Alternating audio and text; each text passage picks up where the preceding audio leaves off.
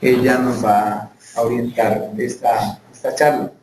Desde ya le estamos agradecidos en nombre de la Universidad de Tolima por esta experiencia.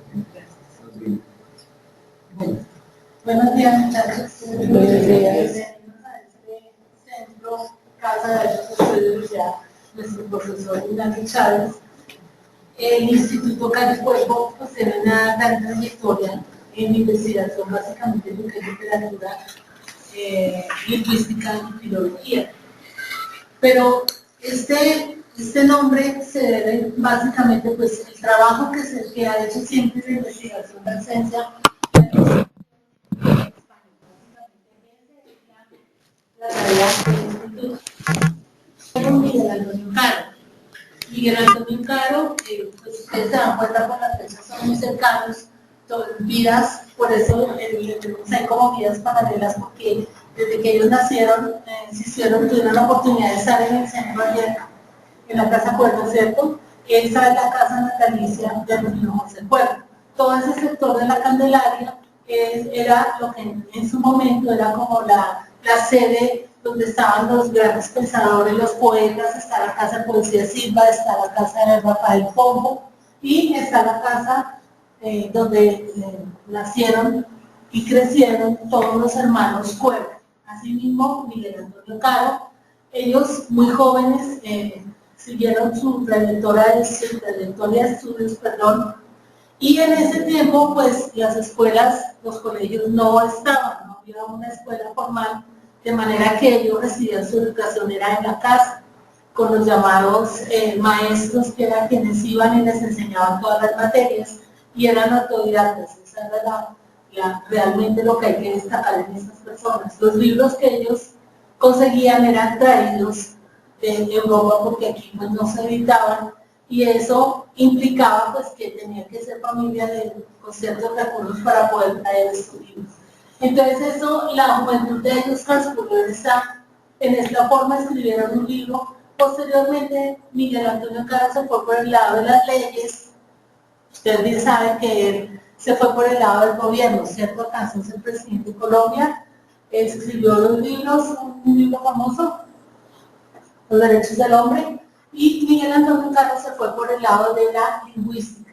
Entonces él fue el que inició en su momento este llamado Diccionario de Construcción y Régimen de la Lengua Castellana, que les voy a comentar de qué trata, que se organizó, y que duró 123 años en terminarse.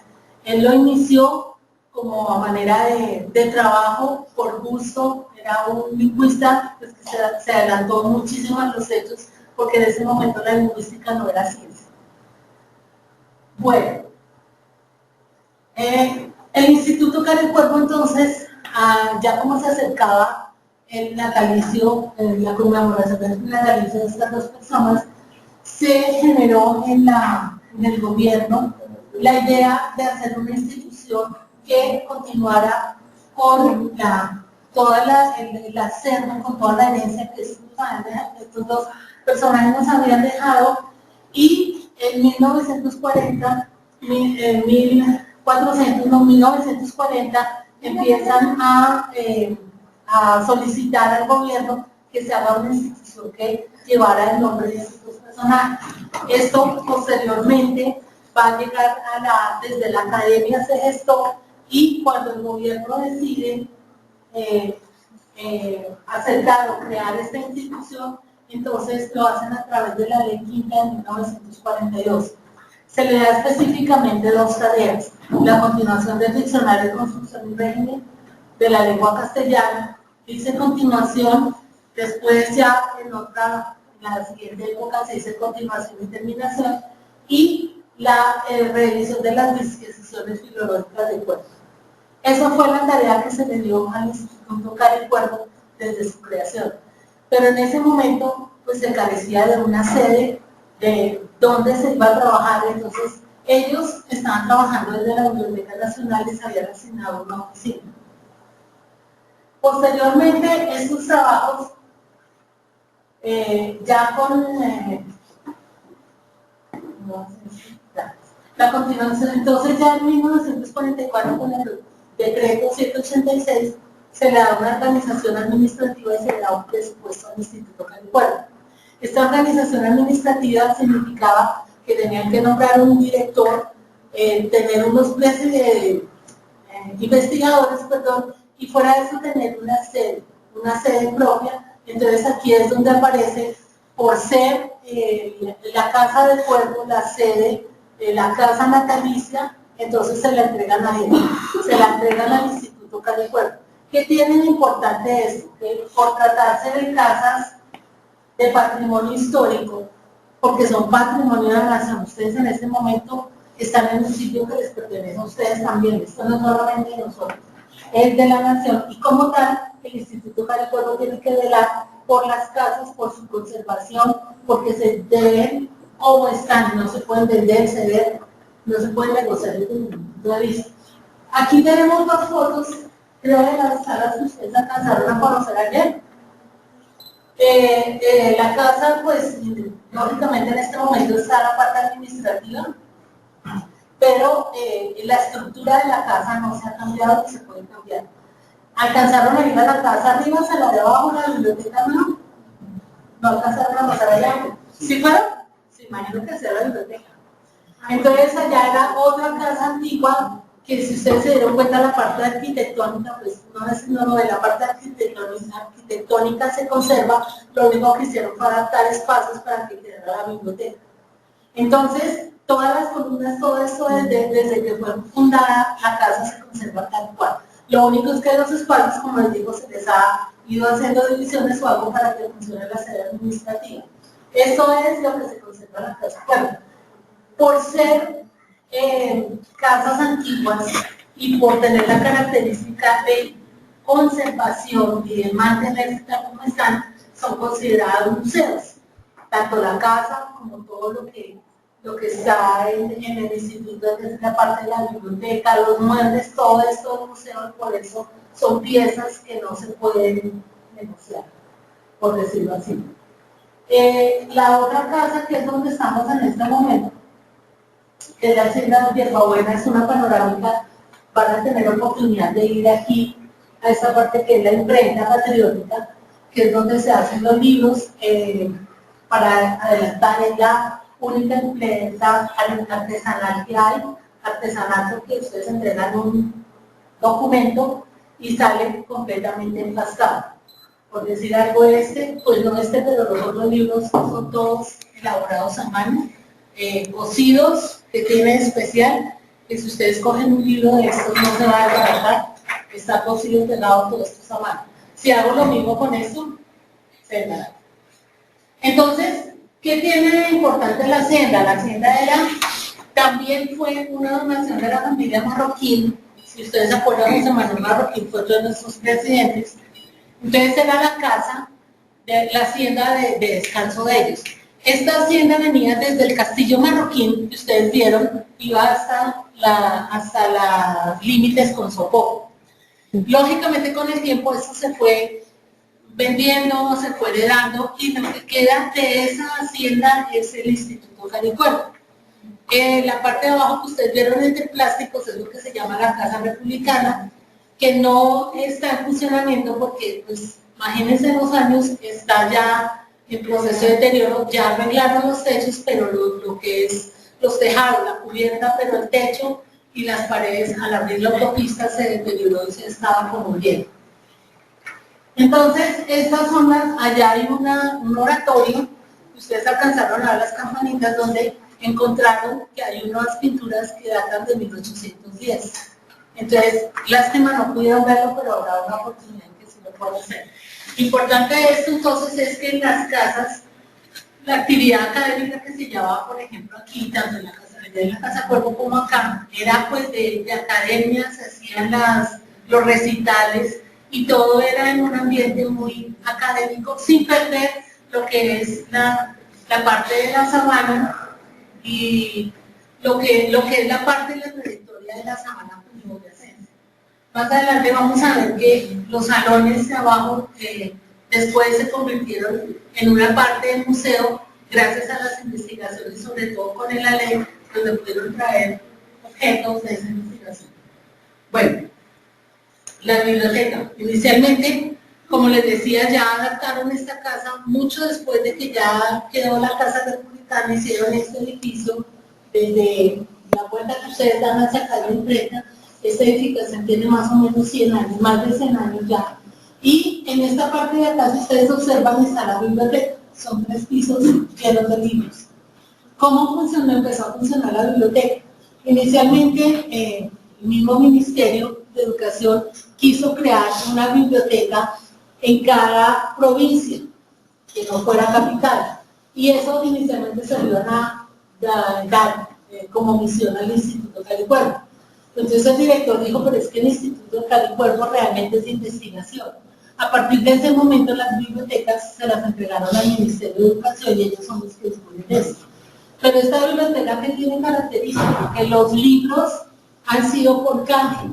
Aquí se producían libros, estando en la imprenta, elaborados aquí, y los envían a otras instituciones y a cambio entregan de sus ediciones. Asimismo, en su momento fue un depósito legal. ¿Qué significa? Que toda obra que se escribiera en Colombia tenía que quedar por lo menos una copia acá. Entonces eso es lo que ha aumentado la cantidad de ejemplares que hay en la biblioteca. Hay unas 2 o 3 colecciones, por ejemplo en la Sala Martínez, de autores que ya cuando mueren las personas, los intelectuales, las familias, ustedes saben que hoy en día las casas son más reducidas, apartamentos, y pues las bibliotecas es de lo que más en su momento ocupaba espacio. Entonces ellos lo que hacen es donarlas al instituto y quedan con el nombre de la persona que donó esa biblioteca. Hay bibliotecas muy incompletas, muy complejas, todo eso ya lo van a poder ver en su momento cuando Custodia les hable de Custodia, la que custodia la biblioteca, les hablará de eso. Bueno. La imprenta patriótica, entonces también van a tener oportunidades. Yo solamente les hablo muy por encimita para que vayan mirando. Acá se hacen 2 clases de pastes. La encuadernación fina, que es esta, todo es cosido. Empieza la obra desde que entregan los manuscritos la persona, se hace la corrección de estilo, se hace la impresión, y esto es lo que llaman un empaste rústico, donde simplemente le ponen una cartulina en cartulina, pero todo esto va cosido. Ustedes pueden hablar de remover sus libros y no les va a pasar nada. Lo mismo pasa con este, pero ya este implica el estampado y la utilización de percalina en las pinturas para que se conserven los libros. Entonces esta imprenta fue creada en 1960 y como les digo, lo que tiene, ustedes se van a dar cuenta que es la única imprenta artesanal. Artesanal en el sentido de que todo es manual, existen los linotipos, ustedes saben que hoy en día ya está el sistema offset. ¿Qué pasa? Que eso pues ha quitado mucha tarea a las personas, ya a veces se hace más rápido. De hecho, no es rentable esta clase de imprenta porque necesita que cada persona tenga un oficio. Y al tener un oficio, pues es un pago que se le hace a la gente. Y eso, visto económicamente, pues no es rentable en ese sentido. Pero la calidad de los libros, la impresión y todo, pues no la va a superar algo que se hace con mucha más agilidad. No les cuento más para que estén muy atentos a lo que se les vamos a ver. El seminario Andrés Bello es la parte docente del Instituto Calicuervo. En el seminario Andrés Bello ustedes pueden encontrar maestrías, diplomados. Básicamente lo que principalmente se da acá son las maestrías de literatura y lingüística. En su momento estuvieron suspendidas, ya hoy en día ya están rehabilitadas, están funcionando en lingüística y literatura. Hay una maestría también en estudios editoriales y estamos próximos se está trabajando en la maestría en español como lengua extranjera. Ustedes saben que es un tema que hoy se está trabajando muchísimo. Yo pertenezco a ese equipo de trabajo, primero que se está realizando la maestría y trabajo en español como lengua extranjera en el Instituto de Calicuervo. Yo soy la representante del CICELE. Ustedes saben de eso, ¿se han escuchado el CICELE? En el 2007 hay toda una una controversia porque resulta que España quiere hacer, o quería en su momento, que el español peninsular fuera el español oficial. Entonces, pues lógicamente tiene muchos cambios en cuanto a morfosintaxis, en muchas cosas respecto al español de Hispanoamérica. Eso permitió que se creara el Sistema Internacional de Certificación del Español como Lengua Extranjera. ¿Qué significa? Que es un examen que de hecho lo tiene España, que es el único que tiene derecho a certificar a un extranjero que habla español. Les traduzco. Ustedes saben del TOEFL, ¿cierto? Por ejemplo, existe el TOEFL. Es una comparación. El TOEFL es el examen de inglés que presenta cualquier persona para que su inglés se lo validen en cualquier país. Lo mismo se quiere con el español, tener ese certificado para que cualquier persona que venga pues que no hablen español, por supuesto, que vengan de otros países, presenten ese examen, puedan presentarlo en Colombia, por decir algo, y vayan a la China y les acepten ese español que tenga aceptación, que tenga certificación y que diga si él está en tal nivel. Eso es lo que se está trabajando en Colombia para que en Hispanoamérica haya un examen que pueda certificar el español. Hay muchos extranjeros que vienen a aprender el español a Colombia porque pues hay muchas clases, ¿no? Dicho. Vienen por trabajo, vienen por familia, viene una colombiana, se casa con un extranjero, viene acá, pero él quiere aprenderlo, por ejemplo, para algo familiar, entonces pues no necesita de una certificación. Pero hay muchas personas que vienen y en sus embajadas necesitan certificar que saben español. Entonces esa ya es una parte económica. Muchos por turismo.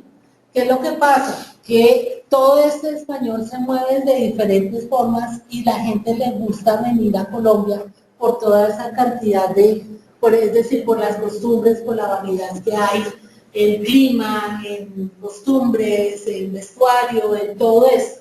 Entonces, por eso Colombia es muy atractivo. Ustedes saben que cuando entró Juan Manuel Santos, él dio 101 directivas como puntos sobre los que iba a trabajar.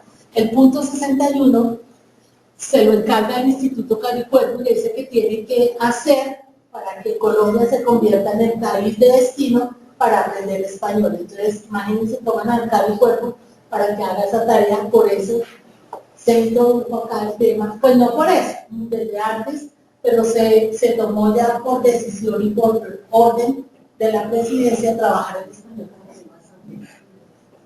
Entonces, en el seminario al respecto, cuando ustedes acaben su pregrado, perfectamente pueden entrar a la página del instituto y ahí encuentran toda la información de los diplomados, pero básicamente las maestrías que son las que nos dan a nivel de docencia en la academia nos dan más contacto.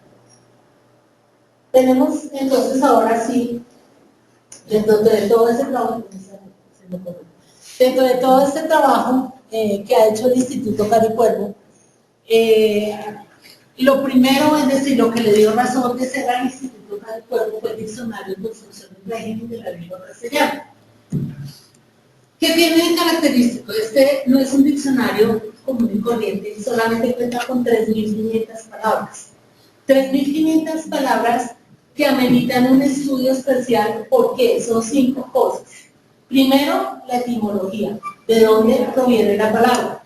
Si tiene su raíz griego, latín, de hecho, pues las lenguas romances como el español, pues tienen mucha influencia de otras lenguas, del árabe, y tenemos muchas palabras que usamos y las tomamos de otras lenguas. Entonces es la parte etimológica. La parte sintáctica, porque en una monografía o en una palabra miramos cómo se comporta esa palabra en la oración, es la sintaxis. Cómo se maneja, si es un verbo, qué preposición debe acompañarla, cómo debe utilizarse ese verbo correctamente. La construcción es en la oración qué posición debe ocupar.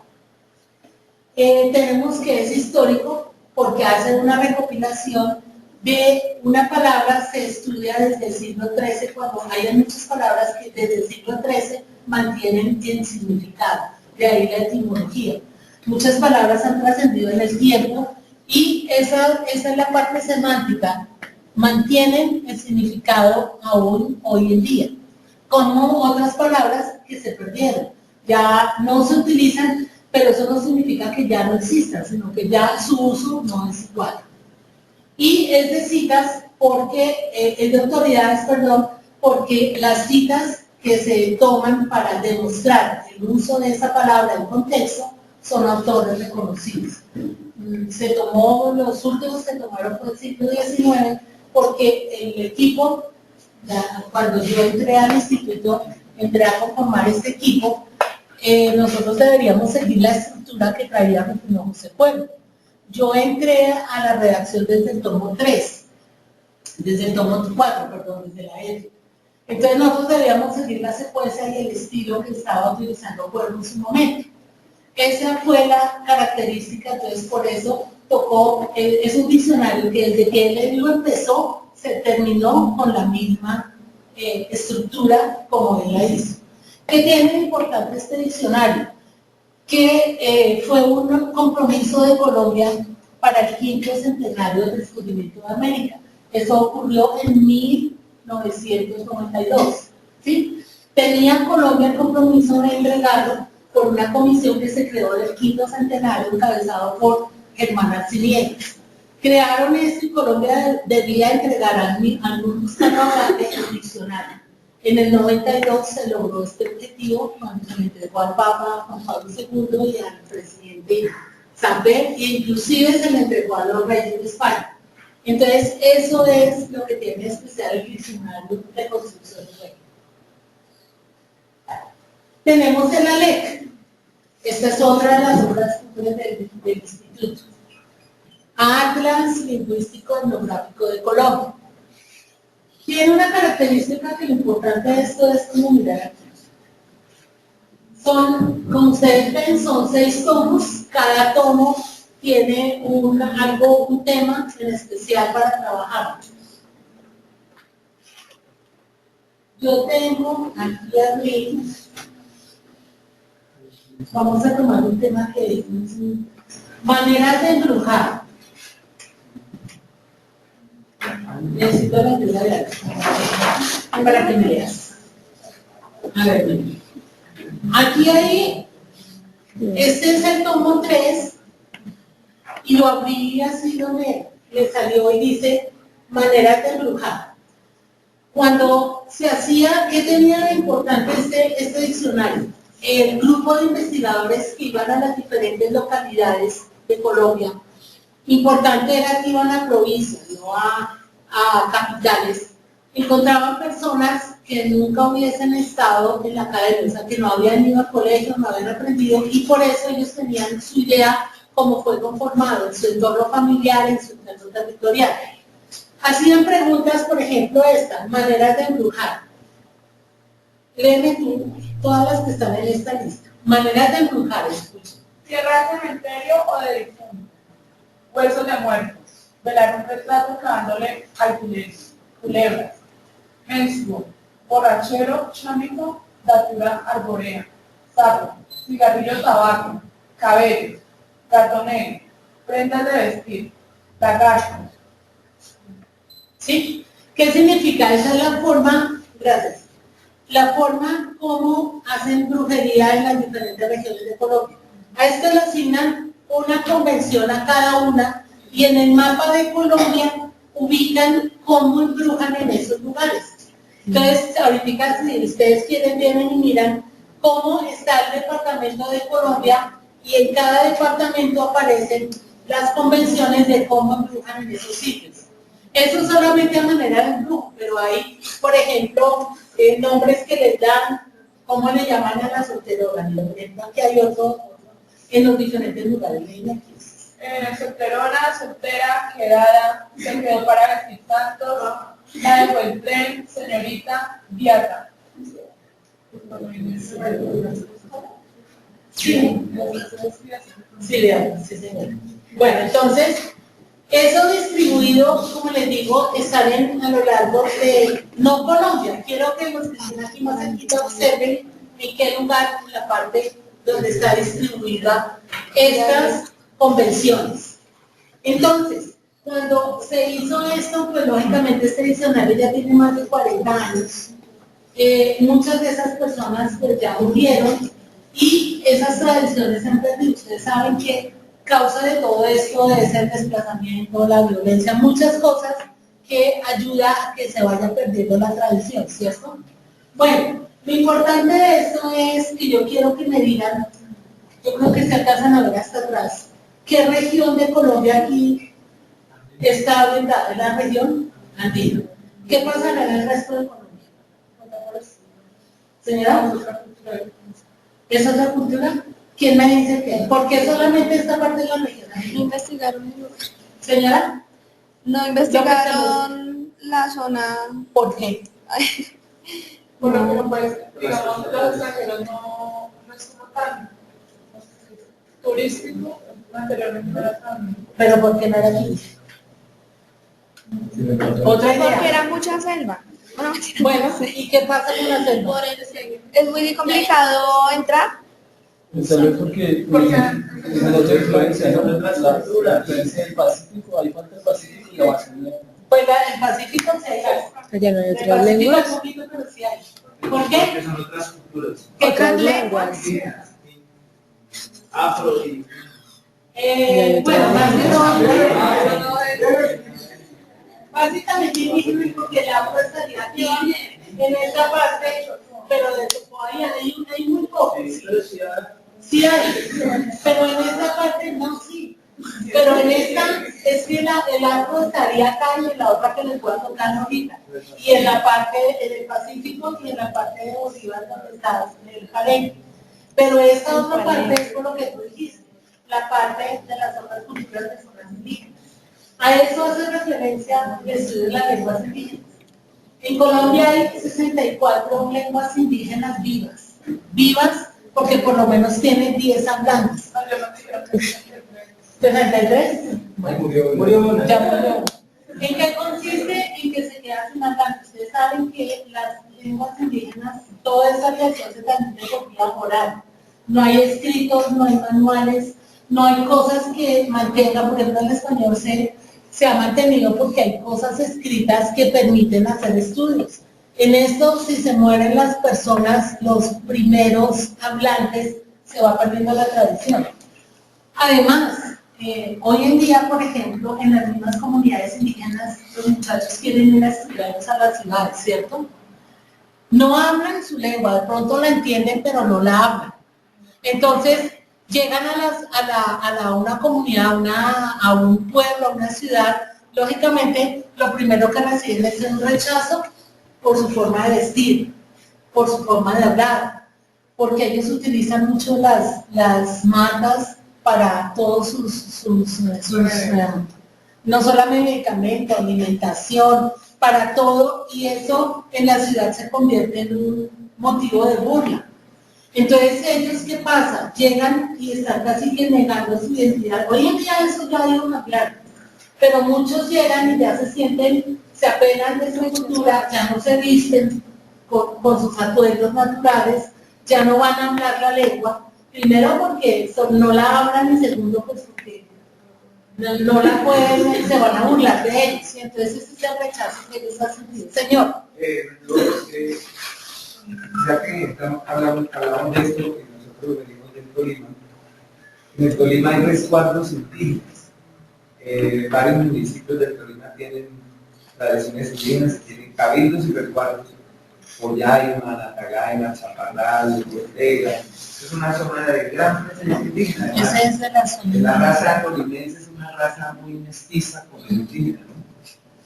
Pero esos resguardos en esas comunidades que se conservan como indígenas y que están reconocidos ante el Ministerio del Interior como comunidades indígenas, que reciben tratamiento de comunidades indígenas, se perdió lo fundamental que es el idioma.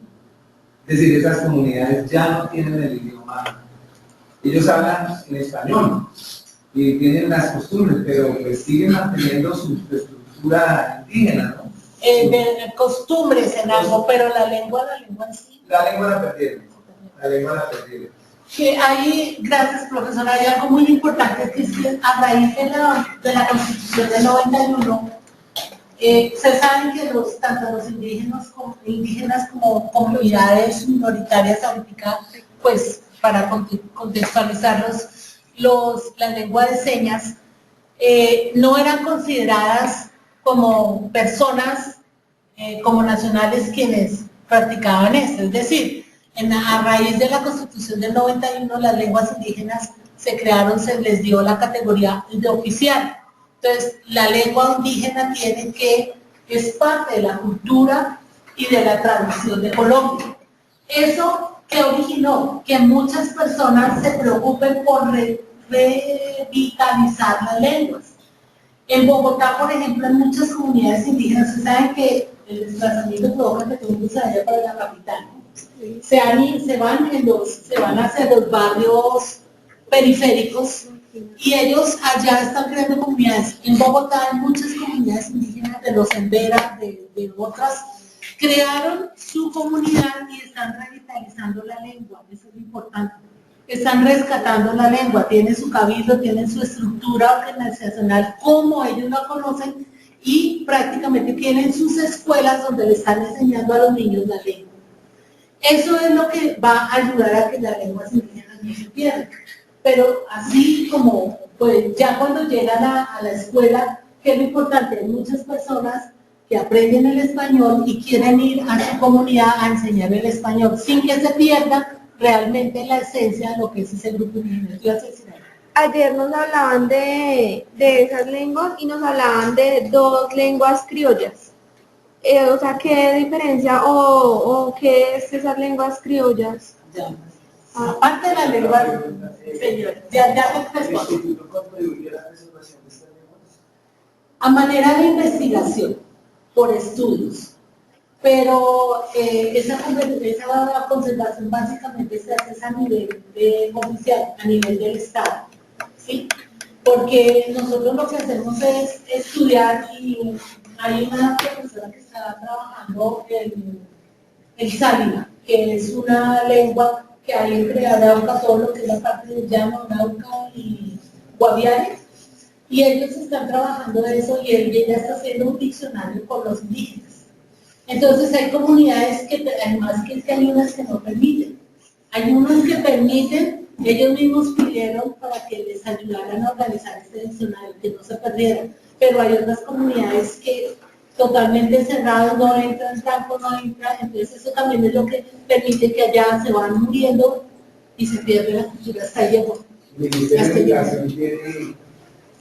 Hay muchos programas. Digamos, un sistema de educación que se llama educación y quienes participan de eso son los profesores que les van a enseñar las diferentes ciencias a los indígenas, a los grupos étnicos no hispanos, pero la condición es que tienen que ser de la comunidad, ¿sí?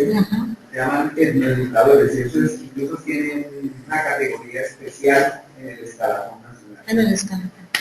Eso es parte de toda el proyecto gubernamental para poder rescatar y revitalizar todas esas lenguas. Entonces ellos tienen que venir para llevar el español, pero sosteniendo sus comunidades.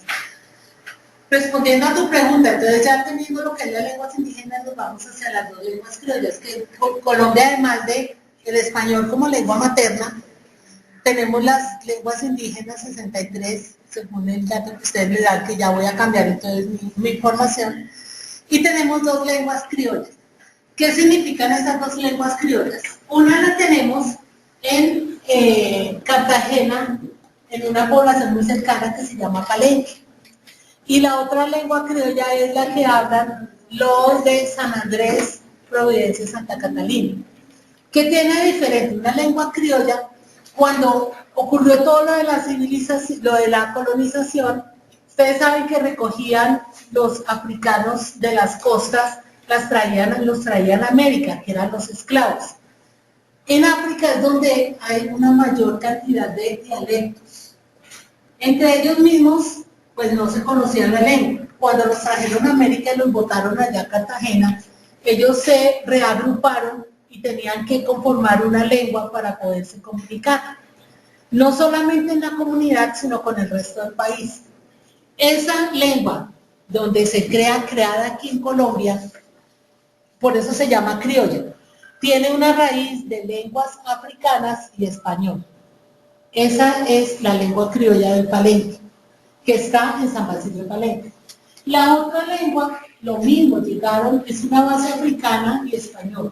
La otra lengua llegó fue a las islas, que no solamente se hace, sino existen todas estas como dialectos que hay en Haití, en todas estas que se hay en toda la zona del Caribe, y en Colombia lo que es San Andrés tiene la influencia del inglés.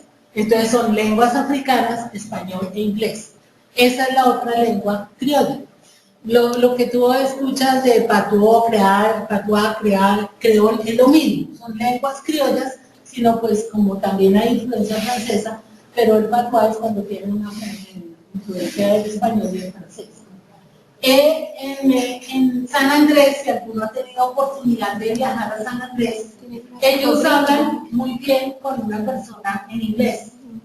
Pues no es un inglés muy elegante, muy autóctono, porque de hecho no tienen un inglés con una base original, pero sí se entiende. ¿Y qué es lo importante en San Andrés? El turismo. Ellos pueden de todas formas llevar a un turista, como el inglés es la lengua de por sí comercial, la lengua con la cual todos se comunican, ellos hablan en inglés y las personas los entienden. De la misma forma hablan el español. No sé si alguno habrá tenido oportunidad de escuchar a un sanandresano. Tienen acento gringo, ¿cierto? Combinan palabras en español y en inglés. Esa es la lengua criolla de San Andrés, el sanandresano. Entonces ellos tienen palabras del español y palabras del inglés. El acento. Sí, exacto. Imaginen su acento costero. El problema a la hora de vocalizar de ellos,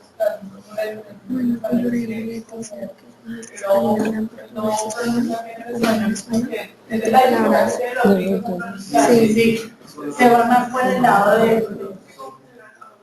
de hecho, allá a San Andrés, los que colonizaron a San Andrés eran ingleses, ¿no? Entonces, esa es la diferencia, ingleses. Entonces, esta es la diferencia y por eso se llama lenguas criollas. Son las dos lenguas criollas que hay, creadas en Colombia por esa necesidad de comunidad, de comunicarse entre ellos y con el resto del país. Bueno. Les hablaba de la otra lengua, que es la lengua de señas, a raíz de la Constitución del 91. Cuando en una familia había un sordo, ellos no necesariamente son mudos. Que no escuchen significa que como ellos no escuchan, no pueden modular, pero ellos sí pueden aprender a hablar. Lo que pasa es que no se les escucha. Pero ellos son sordos, pero no mudos. ¿Sí? Esa es la diferencia. Cuando en una familia había una persona que tuviera esta característica, la escondían, era una vergüenza, ¿cierto? Antes. Llegaban a los colegios y por supuesto si pasaba con los indígenas había una discriminación porque no, mire ese bobito. El bobito era el sordo. Resulta que a raíz de la directiva ministerial 91 se asume que la lengua de señas es otra lengua oficial. A raíz de eso ya se crearon comunidades. Los colegios tienen la obligación de recibir una persona en condición de falta de audición. Ellos, ya hay personas que estudian como intérpretes, se llaman, y esas personas estudian para enseñarle a las personas que no escuchan. Ya ha habido aquí personas que se han graduado, yo creo que ya a nivel del país en todos lados hay personas que está el profesor hablando, como en este caso yo, y hay otra persona que está interpretando para el que no puede escuchar.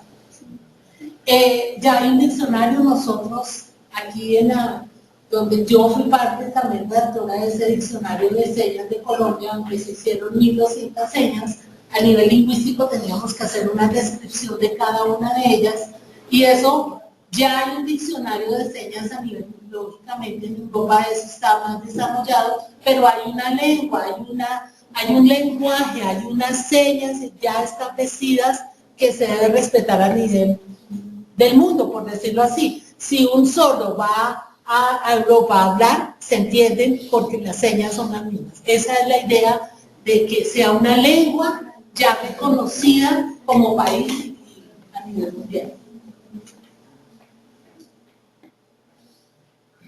En toda esa trayectoria de profesor en el Instituto Caricuervo, obtuvo 3 premios. El primer premio, Príncipe de Asturias, ustedes escuchan que eso cada año que están entregando. Al Instituto Caricuervo se lo entregaron por su trayectoria en comunicación. Se llama Premio Príncipe de Asturias de Comunicación y Humanidades, por todas las ediciones que ha sacado por los estudios en investigación, en literatura y lingüística que ha dado. Posteriormente recibió el Bartolomé de las Casas por su trabajo en lenguas indígenas. Bartolomé de las Casas, ¿ustedes saben quién es Bartolomé de las Casas? ¿Quién fue Bartolomé de las Casas? Un fraile. Pues yo tengo la noción por parte de Sí.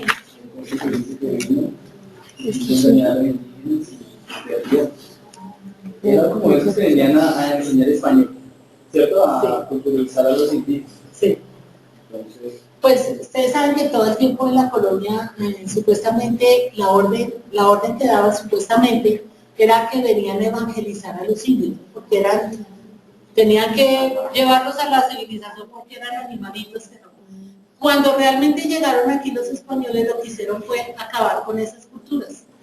Se llevaban las pocas, es decir, encontraban pues que aquí había mucha riqueza a nivel de oro, a nivel de muchas cosas, y el ataque que hubo sobre la población fue terrible. Había violaciones, matanzas, porque ellos cogían un territorio, tantos números de esclavos, se los asignaban a una persona, lo que ellos trabajaban era lo que mandaban a la corona.